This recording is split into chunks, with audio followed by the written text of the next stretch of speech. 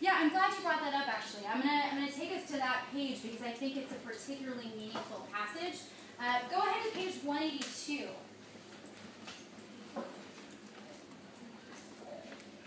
There's a really meaty passage there that I think could give us a lot more to talk about that Aaron just introduced. On page 182, the last full paragraph on that page, Malcolm writes, I have often reflected, about halfway down the page, I have often reflected upon the new vistas that reading opened to me. Warms my English teacher's heart. I knew right there in prison that reading had changed forever the course of my life. As I see it today, the ability to read awoke inside me some long dormant, or asleep, craving to be mentally alive. I certainly wasn't seeking any degree, the way a college confers a status symbol upon its students. My homemade education gave me, with every additional book that I read, a little bit more sensitivity to the deafness, dumbness, and blindness that was afflicting the black race in America. Not long ago, an English writer telephoned me from London asking questions. One was, what's your alma mater? I told him, books. You will never catch me with a free 15 minutes in which I'm not studying something I feel might be able to help the black man. And I went ahead and bolded this in my book because it really struck me as meaningful and powerful as far as his views. Does anyone want to respond to that? What's your reaction to what he says in this moment about reading or his education and his beliefs? I think like he found like you know how people have that happy place? I think he found reading as his happy place, and he felt like it not only like makes some people like really enjoy reading, but it makes them educated, and he feels like that's what the black race needs to be, like in order to strive and like be equal with the whites. He feels like everyone should start being educated. Go ahead and invite someone else into the conversation. Jack, you want to respond?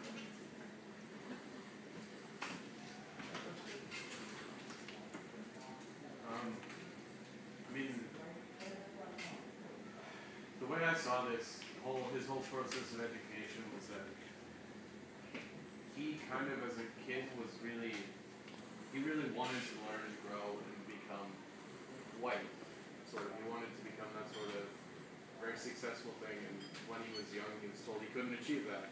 So from there, he kind of went downhill. He didn't try, didn't care really about education. And then when he got into prison, he started reading and transcribing the dictionary. And the way I saw it is that he went from somebody who kind of acted on instinct and acted from whatever they wanted, they went after, even if it was something they shouldn't be doing. And instead of that instantaneous decision-making in prison, he sort of learned that he needs to think ahead. He needs to be more aware. And I think that's something that helped him further his beliefs that he was like that the African American community was just acting on stimulus. They weren't being aware and thinking ahead. Jack, you brought up a moment in his childhood that I think will help us get to some of these other questions and is also really important. So turn to page 40. It's a page, a moment in Malcolm's life that Jack's just alluded to. It's the end of chapter 2, really early on in the book. The second paragraph, he says, in this moment, talking about how one of his teachers, English teacher, converse side, like shrinks my English teacher's heart. His English teacher tells him, you can't be a lawyer. You know, black people can't be lawyers. And so you talked about how he had these hopes and dreams, and they sort of die when he's young. So on page 40, in reflecting on that decision, he says, whatever I have done since then, I have driven myself to become a success at it. I've often thought that if Mr. Ostrowski had encouraged me to become a lawyer, I would today probably be among some city's professional black bourgeoisie, or middle class, sipping cocktails and palming myself off as a community spokesman for and leader of the suffering black masses, while my primary concern would be to grab a few more crumbs from the groaning board of the two-faced whites with whom they're begging to integrate. Would anyone like to respond to that quote, and in particular talk about something you brought up with question 3, this idea of racial stereotypes and how they've influenced his career? Hey, Lily, jump in. Yeah, sorry. I remember this, and I think it was really interesting because it definitely shows, and at least what I got from it was that like he's saying that if he wasn't, because clearly he got like angry from that, and he was offended by the fact that they thought that he couldn't be more than like a waiter or dishwasher or something. So I thought like basically what he's saying was that like if I didn't like have that happening, basically if I didn't like people were like you won't make it, that was like what drove him to like be like yes I can make it, and like he was also saying that if he did like get encouraged and like go down that path, that like he wouldn't get a chance to like see life the way he did and like have that like realization like when he went to prison and like converted to being Muslim and stuff, because otherwise he'd just go along the path that he is like has so much sensitivity towards, like he was saying like when we read earlier, like he feels like super sensitive and like pities all those like the blind and the deaf like people, and he's basically saying that if he was encouraged, like he would be one of those people. So I guess he's saying that like in almost a good way, like even though he was really offended by that, like it was good that he was told not to like pursue that, because then he like, became someone who's actually proud of him.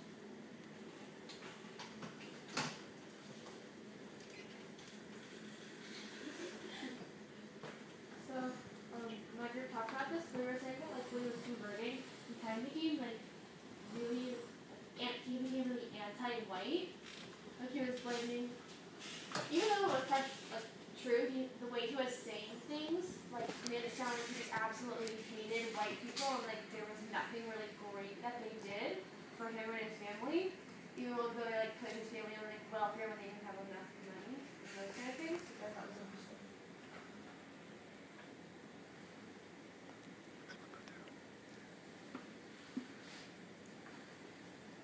Oh, that's a good time.